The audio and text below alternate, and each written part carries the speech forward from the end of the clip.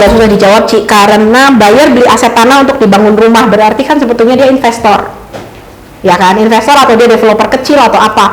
Nah, itu tuh level kerjasamanya memang berbeda-beda, banyak. Nah, Cici yang ini yang mana nih?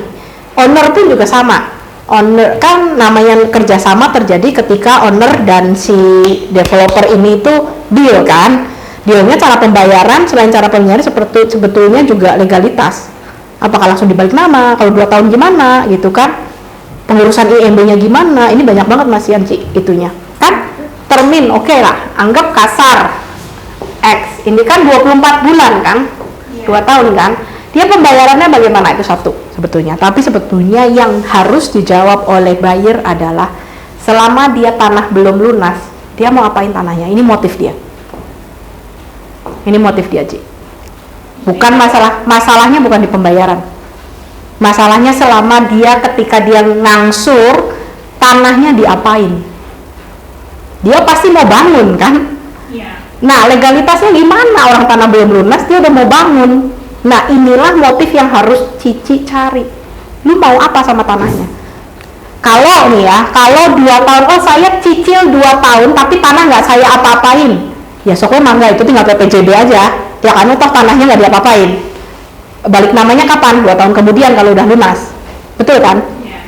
Tapi kalau ternyata dia adalah developer kecil, tidak mungkin dia diemin tanah itu 2 tahun.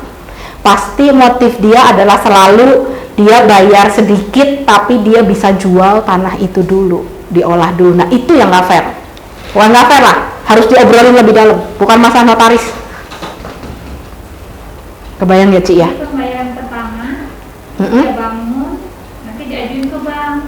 Iya, kan berarti kan dia cuma mau pakai namanya si owner buat. Itu nanti malah surat-suratnya dipindah nama ke pembeli ya. Iya, siapa yang mau? Iya. Gitu. Nah, itulah hal-hal itu yang harus dibuka dulu. Ini. Kayaknya repot juga ya. Repot. Karena yang harus dibuka banyak bukan owner, yang harus dibuka banyak bukan owner mau nggak, tapi motif buyer, karena dia developer. Bayang ya. Kalau ini bukan developer, kalau ini pembeli diem, pembeli doang, end user, oke, mungkin ya udah nggak apa-apa, so ajuin harganya, termin 2 tahun nggak masalah, tinggal terakhir balik nama, selesai, gitu kan.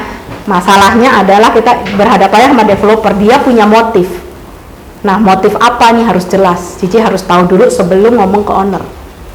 Biasanya sih pasti mau pengen untungnya dia lah. Gitu, itu yang susah, karena owner kan mana mau ya. Tanah udah diapa-apain, duit pembayaran nggak benar, status kepemilikannya gimana gitu.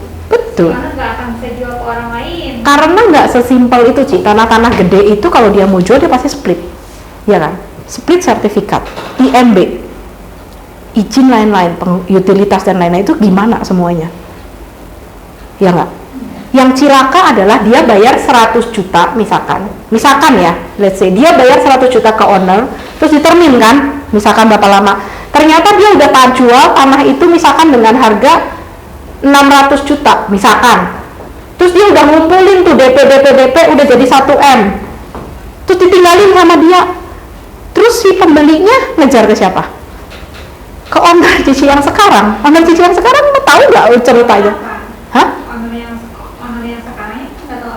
Betul, nah itu. Nah, makanya sebetulnya yang harus dibuka, dikupas adalah motif ini, motifnya dia. Ini kalau nggak jelas, Cici nggak boleh maju ke owner, ngerusak nama sendiri lah kita, iya nggak? Seperti jelas dulu maunya gimana? Iya di notaris, ya iya memang di notaris lah, mau di mana masa di depan admin, pasti di notaris. Tapi seperti apa? Ketika 2 tahun itu lo mau apa sama tanahnya? Pasti dia minta kok, saya mau split dulu, saya mau jual dulu, apa-apa, apalagi mau diakuin ke bank,